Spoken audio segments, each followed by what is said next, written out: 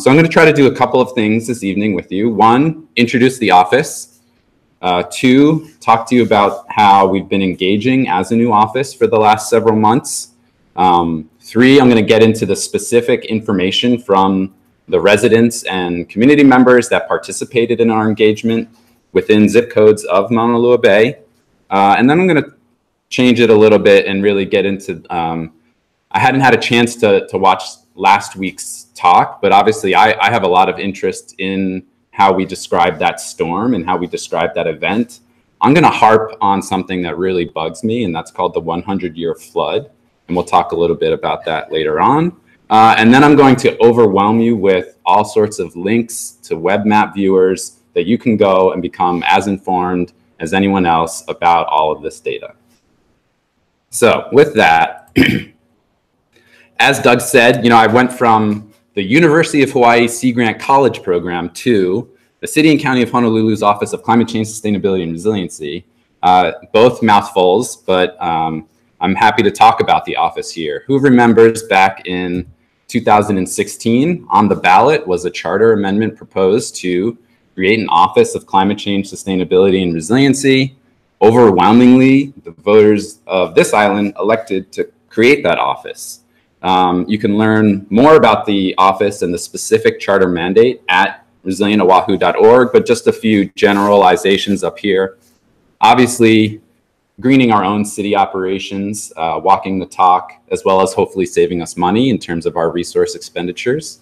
Ensuring consistency with the whole planning framework that already exists. We are a policy office under the mayor's office, so we're intended to really provide additional resources, coordinate, facilitate, but really be a policy office. Coordinate as much as we can with federal and state agencies. And most importantly, reduce our contributions to global climate change, as well as we try to adapt to the known and coming impacts.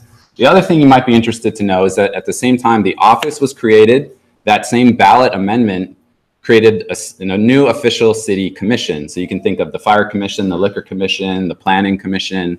We have a Climate Change Commission that's made up of 5 experts in the fields of climate sciences and the built environment. And we're very fortunate to have their direct guidance to help us really understand the best localized information to consider moving forward. And you can sign up for their agendas and their minutes as well at resilientoahu.org. Several months before our amendment, Honolulu was admitted into the Rockefeller Foundation's 100 Resilient Cities Network. This is on the centennial of the Rockefeller Foundation, which is a global philanthropy. They thought, what are we learning in all of these communities that we've been investing in?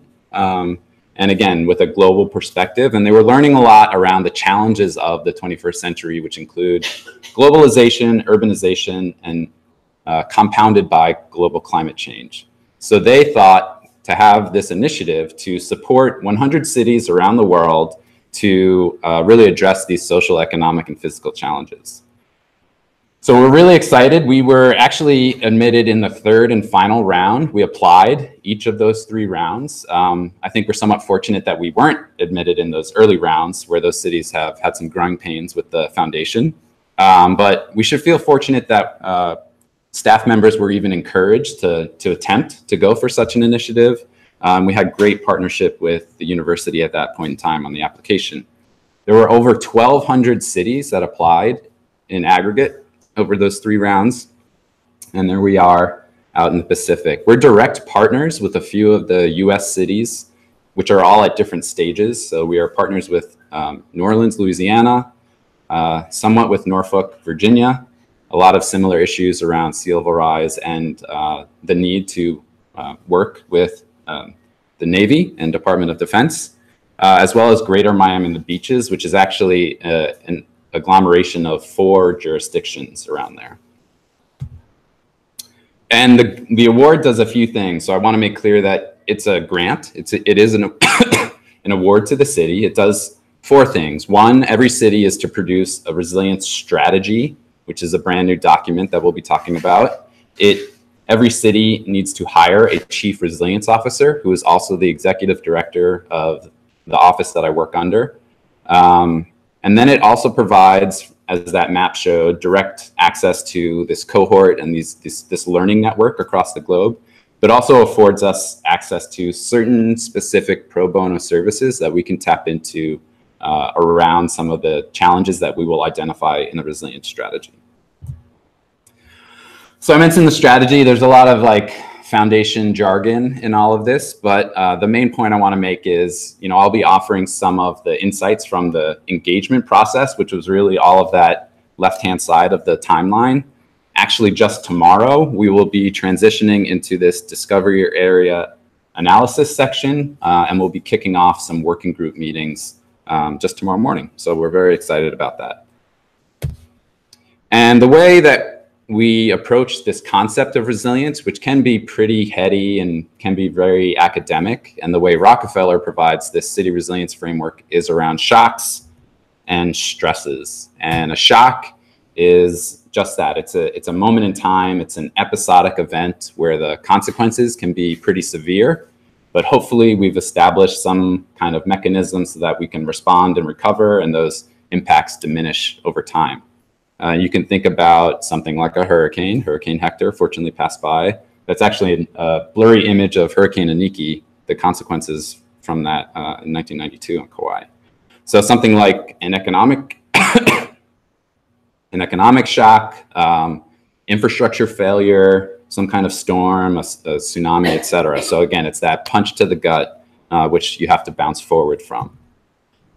But the stresses are the things that kind of sap our vitality and challenge us day to day. They really are the burdens that just hang on individuals, households, communities, and even government. Obviously, we're attuned to a lot of our affordability challenges here. We also have a fair amount of aging infrastructure, which a lot of people have identified as a stress and a concern.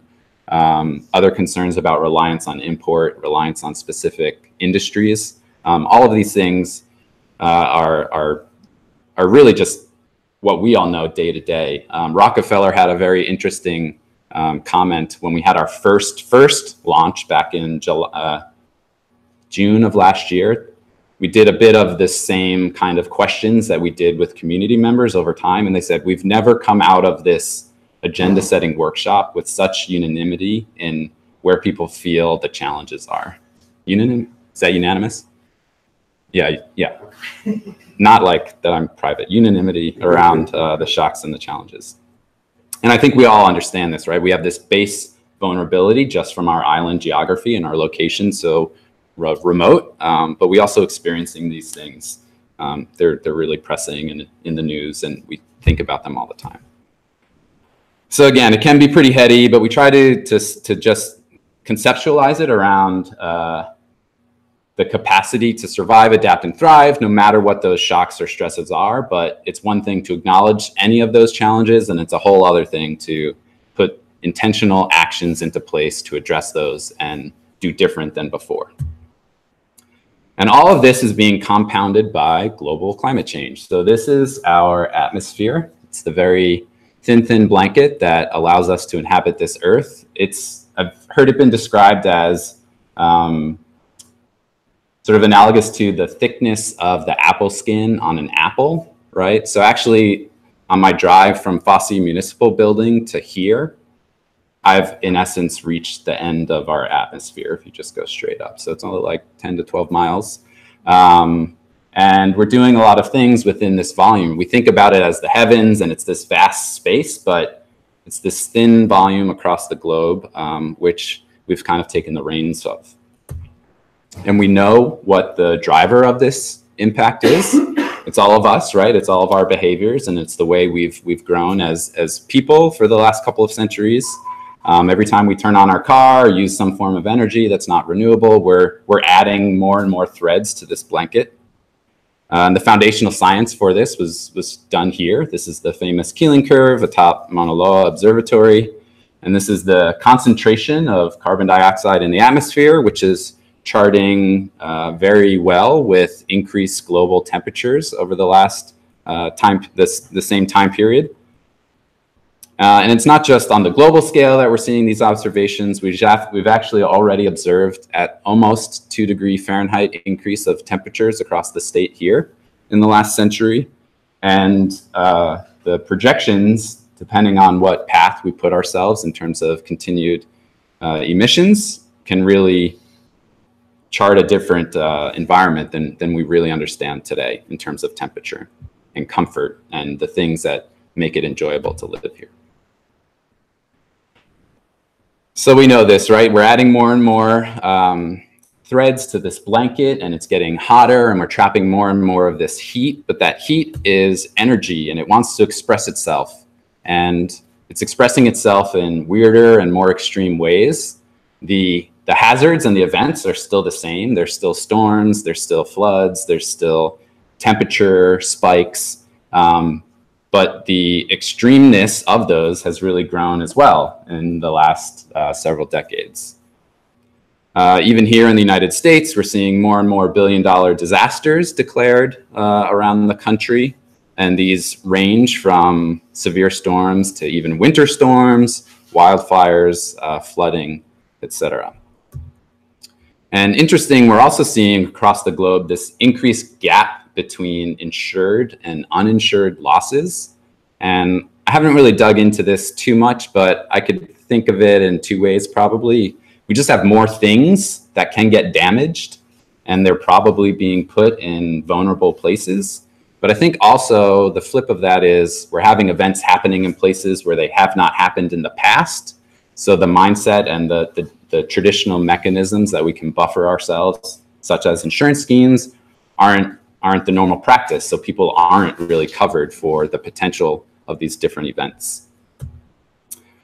It's a little blurry, but here in the United States, the main point is the trend, and this is out of date. This only goes to 2008. So it'd be really interesting to see what the last decade has informed us. Our federal government is absorbing more and more of these losses as we shell out lots and lots of money after an event.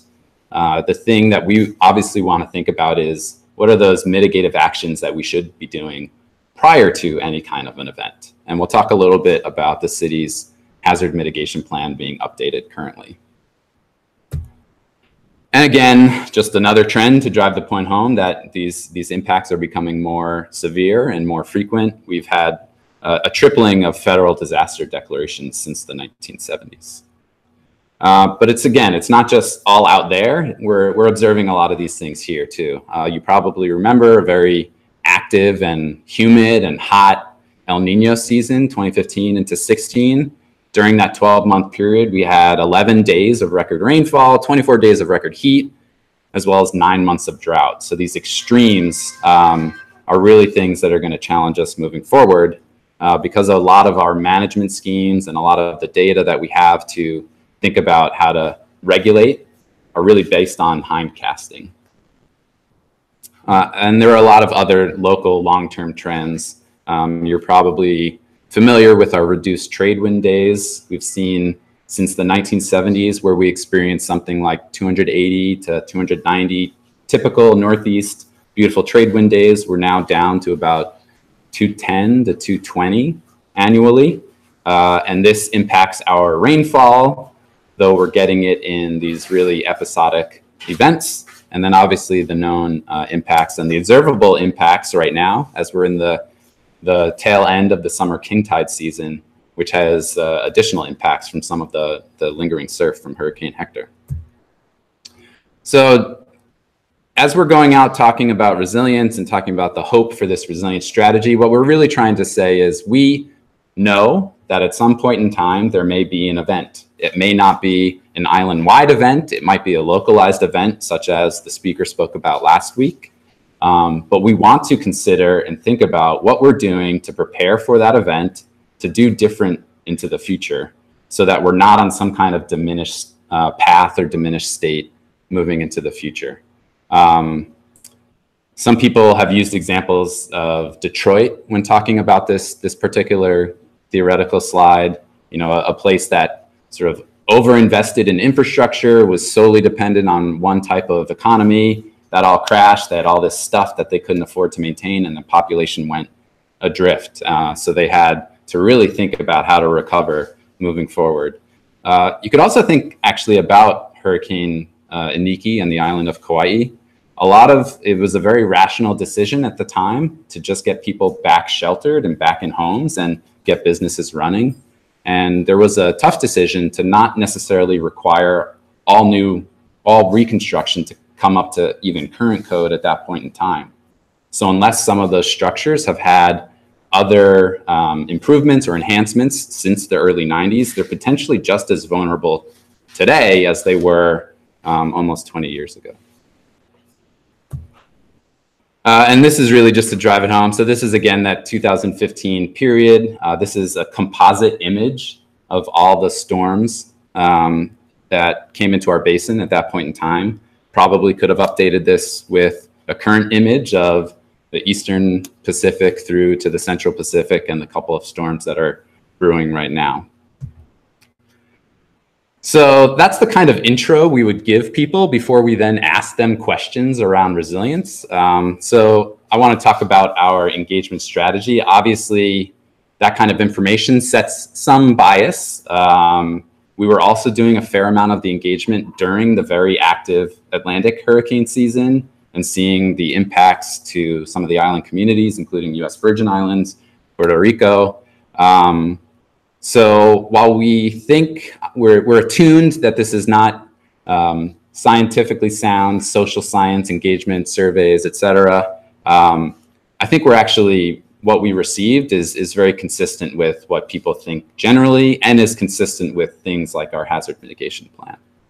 So we had 3 different forms of engagement. We had an online survey that was available all the time. We had a paper survey for some of the public engagement. And we had this seemed pretty nifty for the city government, this interactive online polling, which is really where we got I would say 90% of our 90% of the 2,400 people that we engaged over 7 months came from these face-to-face interactions. And that was a good lesson for us as well. So all the surveys had all the same questions. We also tried to utilize the benefit of our really great neighborhood board system to ensure geographic engagement. We were sort of equal opportunity pushers of information. We went to any Rotary Club that would allow us, any Lions Club, events like this where we would also do the survey. But we were really glad that we did have at least the assurance of getting some responses from around the island. So this was a lot of evening meetings. Somehow one week I was assigned to do the Waianae neighborhood board, then the next night the Makakilo neighborhood board, and then for some reason I didn't have to do the downtown neighborhood board. But we were absent the opportunity to utilize this forum, we would have missed out on so many really insightful contributions. And even just being out in community and being in places that perhaps we really only interact with on like a consumptive or a recreational basis, this was really important for the office. So I'm going to talk a little bit first about responses from the Maunalua Bay area. Then I'll talk about the fuller aggregate of data. So just some quick information from the zip codes in Maunalua Bay. I mentioned we had around 2,400 individuals that we engaged through the process. Nearly 300 of those were from zip codes within Maunalua Bay. And this actually accounts for almost 10%, which is actually an overrepresentation. So East Honolulu is really only about 5% of the island's population. Even though it was a bit overrepresented, I don't think it skewed the results too much because there really was a lot of consistency across the board, no matter where we were going. And it was really interesting. I was looking at the data today. Every respondent, there's a particular question, which I'll show you right after this. Every individual identified hurricane as the top shock of concern. So one of those questions that we would ask people to inform us about were, what were your perceptions around top shocks and top stresses? You can see the full list of options. How many of you actually participated in some way, shape, or form? A couple of hands. Okay. Underrepresented in the room right now.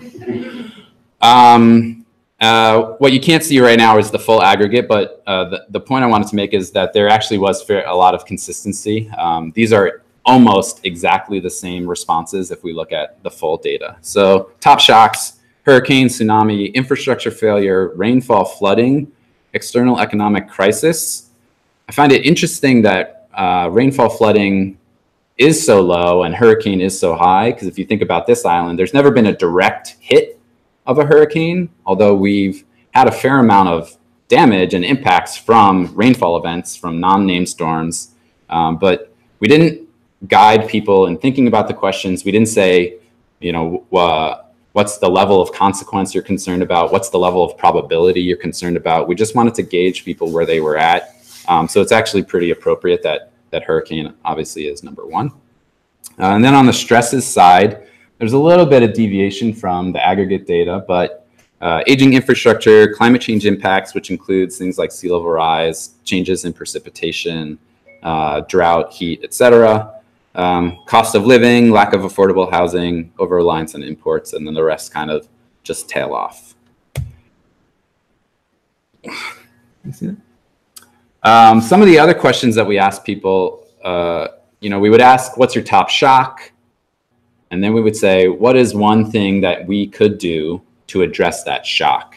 And that's where we started to get some of these factors, which we then coded into one of Rockefeller's fancy tools, which is just really a giant spreadsheet. And the concept is we have this city resilience framework, this wheel, to kind of digest and think about all of those factors that people offered to us. And what I put on the left there was just to highlight some of the strengths and weaknesses that were identified. Also consistent with the aggregate data is this notion of social cohesion, and that people really feel that we promote community and our communities are engaged. So that's really something that important to think about, where while we obviously want to address the challenges and the things that we know are affecting us, we don't want to lose sight of our already identified strengths. And we want to try to double down on those and reinforce the things that are working so that we can collectively address the things that we think are not working. And then if we turn to the full aggregate data, we asked for some anecdotes around you know, what makes you proud to be a member of the community, which I'll show later. If you had some kind of wish, some of these are in response to the specific stress or shock as well. I didn't do all of the engagement activities, but I was probably around 40% for the office, and there was only 2 times that Hokulea didn't show up on the list. But I think these are all things that resonate with us as well in thinking about the strength of community, and that we want to reinforce that and not lose sight of what's really important, even though we know all these challenges moving forward. So we did have this question around what makes you proud to be a member of the Oahu community. We didn't define what community meant. That could be the whole island, that could be your neighborhood, your block, whatever, your watershed, your ahupua'a. We got a lot of things that said they were proud about the statewide commitments to the Paris Climate Accord, movement on renewable energies, just that local spirit, and people in this place being so important. We asked them around a wish, and some of the things that obviously arose were around some of those affordability challenges, particularly when people said that we were doing a poor job meeting basic needs. What they typically meant was that we need housing that's affordable now, but we need to make certain that we have water, food, and energy available after a shock. And it's a little bit difficult to get all this just from such a word cloud or even that resilience wheel. We did a lot of combing through the specific sentences and quotes that they offered. So this is actually the full listing. Hurricane, the same percentage, identified this as their top shock. It maybe doesn't look so different. I might as well have just put the same slide up. You might not have known. It's a lot of stuff to read. But the point is, the only difference is on the stress side, where residents of Maunalua Bay said aging infrastructure was a bigger concern than cost of living, in this case, island-wide, but really not that different, not a huge difference in the percentage change. And this is actually just showing that all of the perceptions that we assessed from residents of Maunalua are actually the same exact ones that came out of the aggregate data. Again, that strength of community, concerns around basic needs, doing some things good around environmental policy and environmental protection, but a lot of need identified, which is somewhat of a challenge because our office now has to produce a resilience strategy, and there's a lot of like everything's bad. So what I mentioned that we're embarking with these working groups moving forward is to really hone in on specific things that can be done to address both the charter mandate for the office as well as the perceptions that people offered in the engagement process. And this is what we sort of distilled all of these categories and these factors into are these 4 discovery areas, which we can talk about very briefly here. That remaining rooted, ensuring long-term affordability for island residents, bouncing forward, so not just bouncing back, because we know that the trends are changing into the future. We need to do better and not just go back the way things were after an event. Fostering resilience in the face of natural disaster. This island innovation and exposure is really around climate change, both sides of the climate change coin, mitigating our contributions, demonstrating good behavior so that hopefully others will do the same. But we also know that we are guaranteed certain changes in our environment and our environmental systems moving forward. And we also need to immediately take actions to adapt to those and start preparing for those. So those 3, we have these problem statements, and I'm very excited to say that one of these discovery areas has an opportunity statement, which is really recognizing that strength, leveraging strength of and leadership of communities. It's a bit of a stark transition to the next section, so I'm happy to slow down and take any questions at this point. There'll be time in the end as well. Yeah. Can you go back to your circle graph? That's one. Explain the difference between the blues and the reds. Right. So the reds are where, when we factored it, it fit into that bin of meets basic needs, promotes cohesive, engaged communities, and they said we need to do better. And the green was a positive response. So at your 3 to 4 o'clock is a very blue. Yeah, so that's this whole, and this wheel is super wonky. I didn't want to get into too much, but it actually has 4 quadrants and these 12 drivers, and then it has like 50 some odd variables. But this whole section is really around the social, and this is that community cohesion and sense of community and sense of social connectivity, and that, bar none, was really the only thing that was identified as a really important strength. With some smattering around, the blues that show up in this section were around some of the progress around renewable energy. And then in here around a lot of our environmental laws and regulations. Any other questions at this point? Yeah. Maybe I missed it before I got here. I was still snorkeling, but as far as the renewable energy, I've got some photovoltaic panels on my roof, which I put in just before they start giving the whatever that arrangement was with HECO, that you can feed the electricity into the line, into the network, the grid, and then you can take it back without having to pay any. Yeah. Is there any chance of that coming back so I can get additional panels to still fit on the roof? I didn't have enough. Yeah, not a HECO representative. Obviously, a lot of that is mostly regulated at the state level, at the Public Utilities Commission. Other exciting news, so I live in a condo. Our roof doesn't have enough space to accommodate all the people in the building, but also the roof has other issues which wouldn't accommodate putting structures on it. But they're now setting up this community-based renewable program where others can purchase renewable energy that's being produced somewhere else and get some of the benefit on their bill, hopefully. So that's a very new program that's really just being started up now, but that'd be interesting too. Have you talked your condo into doing that?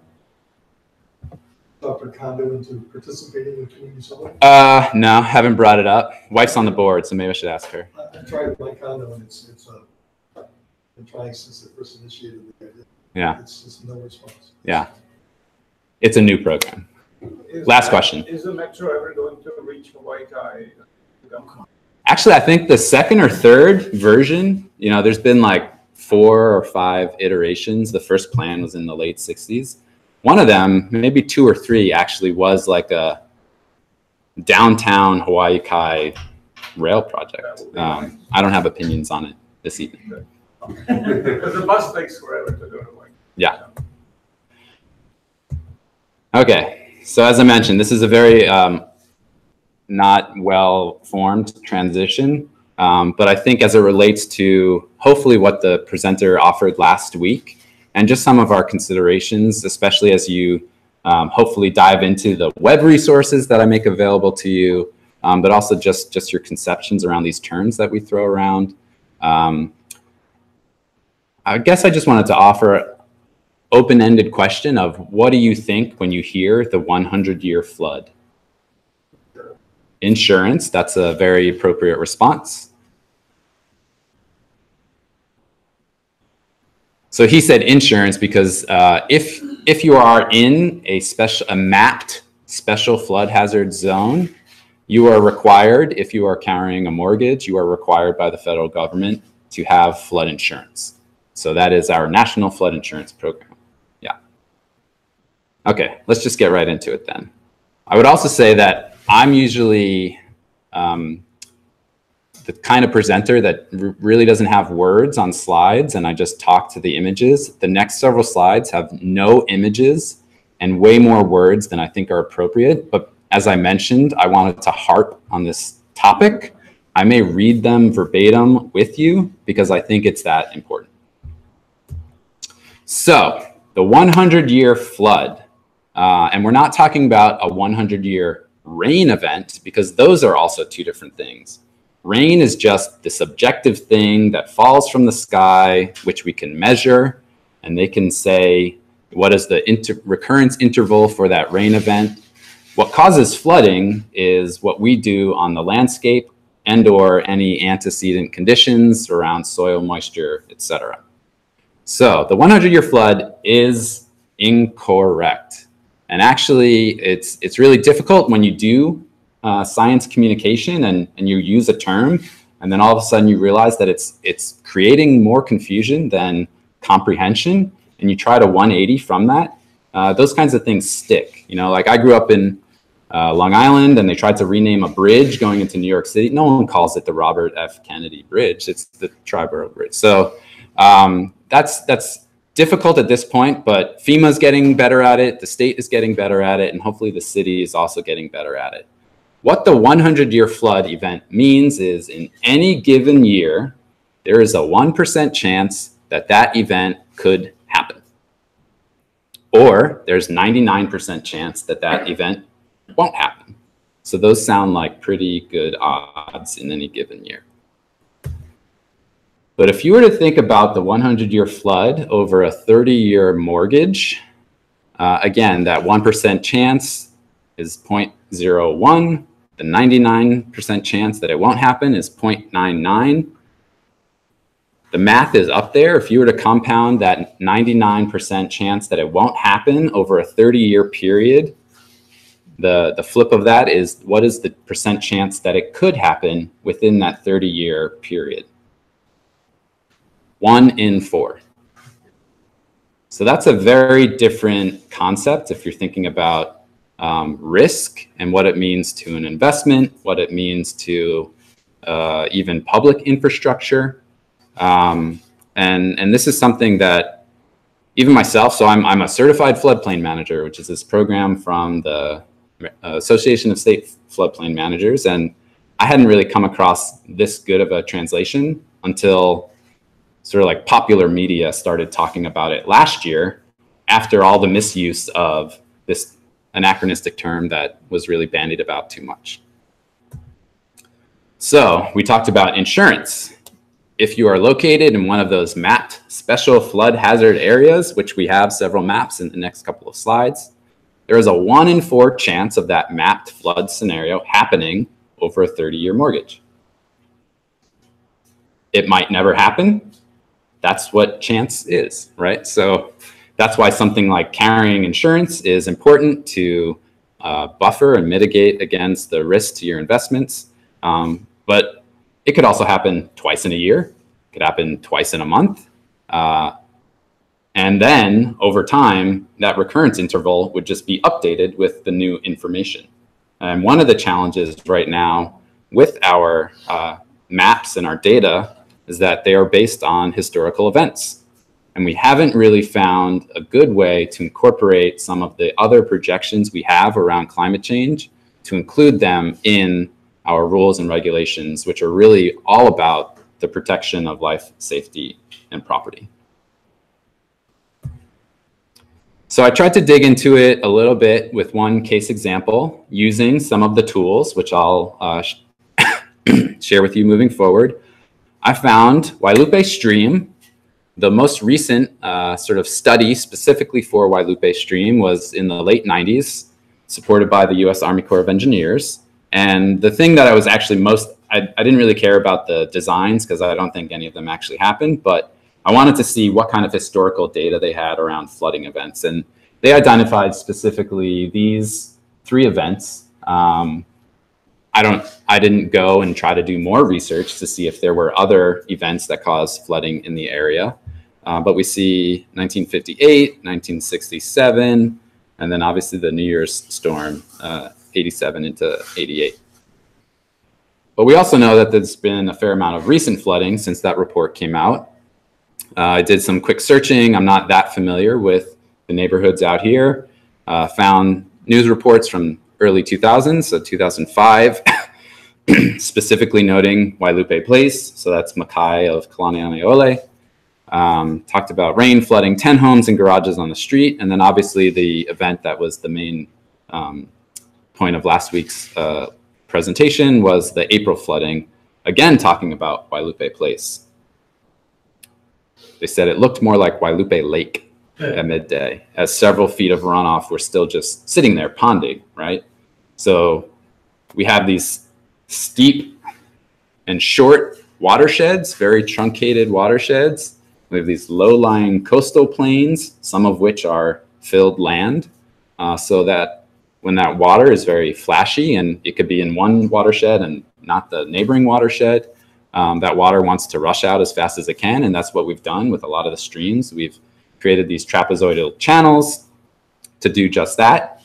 But sometimes it's too much and the water still can't get out to the ocean. Or you could have a situation like today where we had king tides plus some of that surf. So you have all these things that stack up to the ocean level, which if it had been raining really hard, would have been a trifecta of inability to drain the coastal lowlands. So if we combine past reports information with the recent flooding, you can see flood events that had impacts at different intervals, just under 10 years, almost 20 years, about 17 years, and 13 years. I don't know what they named any of these events, if it said it was a 20-year or a 25-year or 50-year. But the main point I want to offer is that it's not that the storm is going to happen in once every 100 years. Chance and probability come into play, and that should hopefully affect our concept of risk and maybe inform what we do as individuals and as a community. So I won't dwell on this. Are most people residents of Maunalua Bay area? Yeah, some. Okay. You're probably way more familiar with this than I am. I was just a consumer of the news at that point in time and hearing about it, obviously, from the city agencies that were interacting either on cleanup or stationing the disaster recovery centers. But we saw impact to homes, impact to businesses, impact to schools, impact to our public infrastructure as well. And this is too much, but there are a few things that I learned when I queried our Deputy Director of Emergency Management, Hiro Toya. The things that we learned from this event are that it was a very short period and just an extremely intense rain event. Obviously, we learned that as a state over on North Shore Kauai, it was the most rain recorded in the nation's history in such a short period of time. They had almost 50 inches of rain in really less than 12 hours. A lot of immediate response thereafter, although there also was a fair amount of mutual aid. So we were sending city employees over to the County of Kauai to support damage assessments and distribution of resources. There's a lot of that interaction across the 4 counties. The thing after events, so many different levels of damage assessments to get us to different points on FEMA's recovery process. The first one is really just a rapid one to assess public infrastructure to see if we could apply for public assistance, which are reimbursable monies from the federal government. You also have to think about the private property and the potential need for individual assistance, especially if someone doesn't have flood insurance. But I would note too that individual assistance is almost peanuts. It's a very small amount. It's certainly not enough to get someone to get back in a home fully repaired, depending on the amount of damage. And we said 100-year flood, and first word that came to mind was insurance. Anyone can purchase insurance, except as our health insurance. It's a pool of collective resources available for any point in time for those that may need it. And no one is, too many negatives. Everyone is in a flood zone, whether it's mapped or not. And if it's not a special flood hazard zone, we just haven't really determined what your risk level is. But the insurance requirement really only comes into play. Somewhat flippantly, probably not everyone is in a flood zone, but the point that FEMA and designers and floodplain managers try to drive home is there can be anomalous events that can impact you regardless of where you are, and we might not have mapped that situation. So I mentioned the individual assistance. We actually were denied our first application for individual assistance because we hadn't reached a certain threshold, which is a certain number of properties and structures. And that kind of highlights a few of the challenges of volunteers are out doing damage assessments. People just want to go about ensuring that they can remove things, manage mold, get dirt out of their houses, get back into their structure. The city really hustled to communicate, have these disaster response centers available for people to gather information, learn about the potential resources available to them if they were impacted. But it was really important to get us to that threshold so that now people are eligible for individual assistance.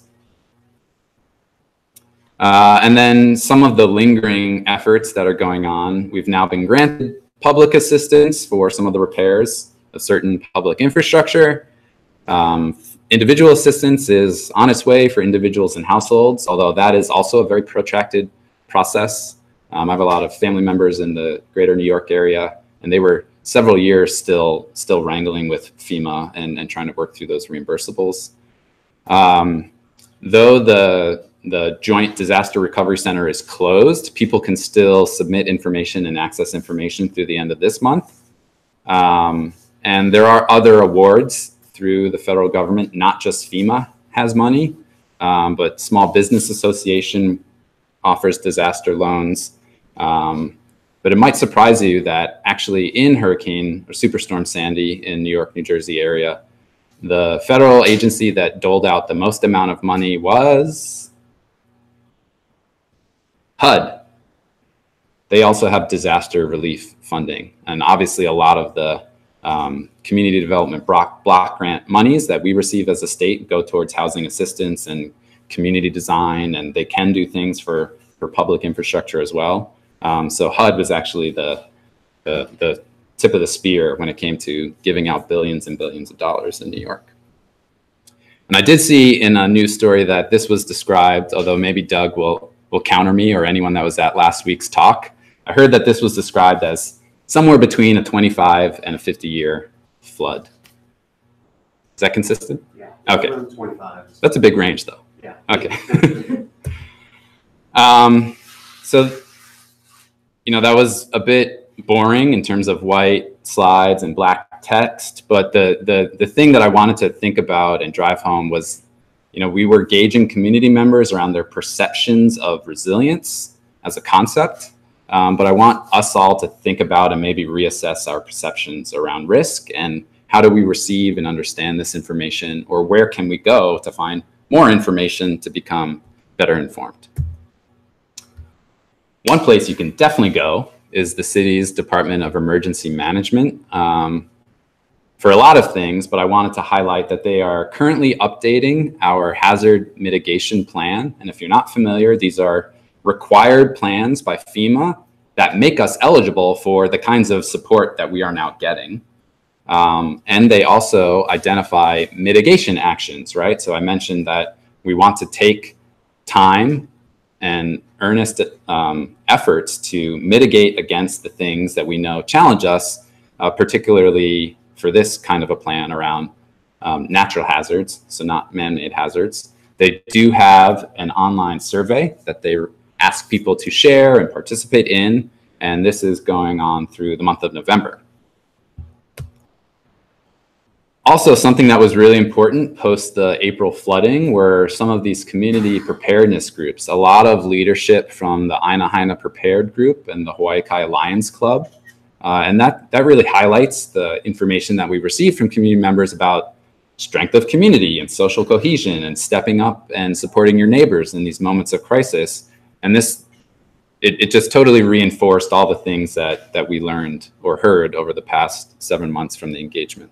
And these, Aina Haina is really one of the most developed groups, Uncle Danny Tangen, but these are really springing up island-wide. And I think these are really important groups and networks, especially around that disaster discovery area that we've identified. But if you're even more keen on getting trained up and being a leader and having a neon vest to wear in these moments of crises, you can go through CERT training, which is again offered by the Department of Emergency Management. There's a training schedule. It's no small task. It's 4 Saturdays all day to learn about what it means to be a member of a community emergency response team. You can get more information at the website. A lot of the leadership around floodplain management and flood mitigation is at the state level. Our Department of Land and Natural Resources, their engineering division is where the flood insurance program sits. And just coming up next week is the annual Floodplain Managers Conference. So looking forward to that. I'm sure there will be a lot to talk about following the events that have transpired. So hawaiinfip.org. And one of their really important tools is the General Flood Control Plan for the state, which they've been really trying to migrate from a document to an interactive web platform where you can do many things. You can learn about watersheds, which is actually where I found that Wailupe stream report. You can view information about your property or anybody else's property for that matter. But you can also report a flood event because it's really important to learn from things. And the island of County of Kauai really benefited from some online crowdsourcing tools that they were then able to get a better sense of where flooding occurred, where damages occurred, and it just accelerated their ability to be responsive and to facilitate the recovery. One of the other things is that NFIP FHAT, which stands for the Flood Hazard Assessment Tool, which has a lot of the same information that I just showed you, but specifically only displays the special flood hazard areas. One thing that I wanted to note, we talked about everywhere is a flood zone, even if it's not a 100-year flood. They just haven't determined the risk. And that's a lot. That's this zone D. That's a lot of this Maunalua Bay area where it seems like they may have concern, but haven't quite figured out what that risk may be. Yes? What are those sort of purple spots that's just lower than everyone? These ones that go across? Those sort of purple circles that are... Yeah, so these are actually transects. So they do transects of the stream to describe the volume and the flow, and then the flood elevations. So there's a lot of really detailed information here, and we're wrapping up soon. If you want to just go straight to the source and go straight to the federal government, they also have an online web tool. couple of things that I tried to highlight there in the red lines is they don't call it the 100-year flood. What do they call it? The 1% annual chance flood hazard. There is an area of undetermined flood hazard. There is a 0.2% annual chance flood hazard, which, if you want to use the old terminology, is the 500-year flood. And then right below that, which we don't really have information here, is future condition 1% annual chance event. So local communities can actually petition to get better information incorporated into our flood insurance rate maps. That's not an easy thing because it affects things like insurance, development, regulation patterns, creates non-conforming structures.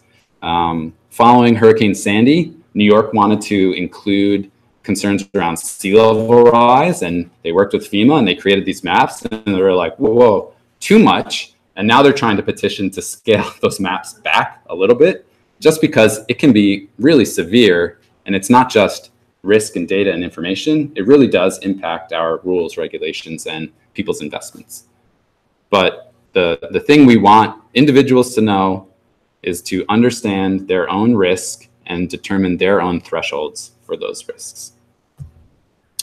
And lastly, we have the Hawaii State Sea Level Rise Viewer, where you can look at all of the data that's been produced from the State Sea Level Rise Vulnerability and Adaptation Report and overlay those with the flood hazard zones, just as an additional piece of information if you're interested in seeing where it may not drain so well in the future. And lastly, just reiterating this point that we know at some point in time there will likely be an event, and we want to think about both those mitigative actions, those resilience actions, so that we can chart ourselves onto hopefully a learned trajectory, a more resilient trajectory moving forward with all of the information that's being provided to us from state agencies, the city's Climate Change Commission, etc. So with that, we have a couple more minutes for questions maybe, but if not, just ask you to go to our website, resilientoahu.org, to sign up for our newsletter, sign up for the Climate Change Commission's agenda and minutes, and just stay informed and help us progress on this effort. So thank you. We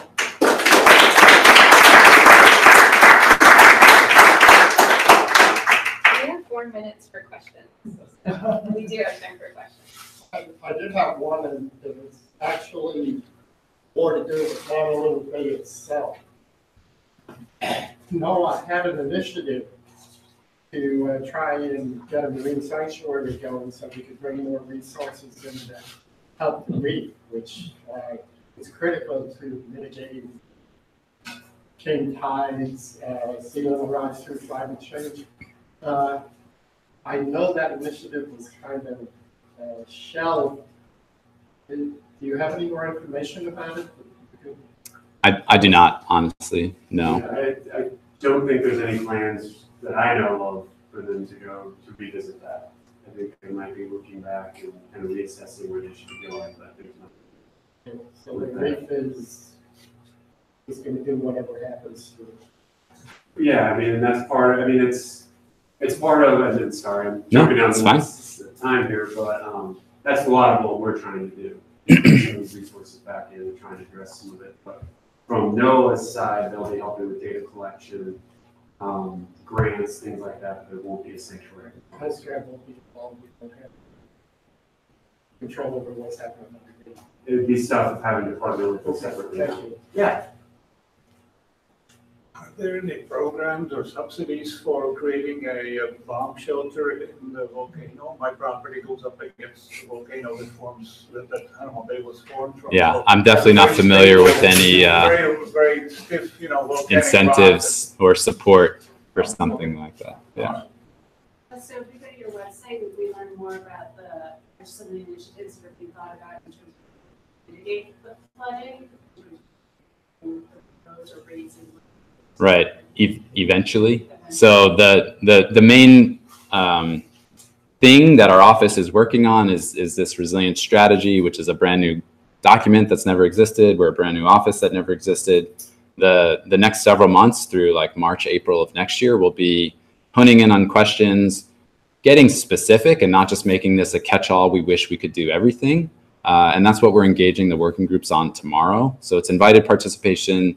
We're likely to have online engagement opportunities to react to any of the findings, and specifically around these actions, which could be policies, programs, investments, et cetera, at different scales, information for households, communities, with a real strong emphasis, obviously, on what city and county can and should do.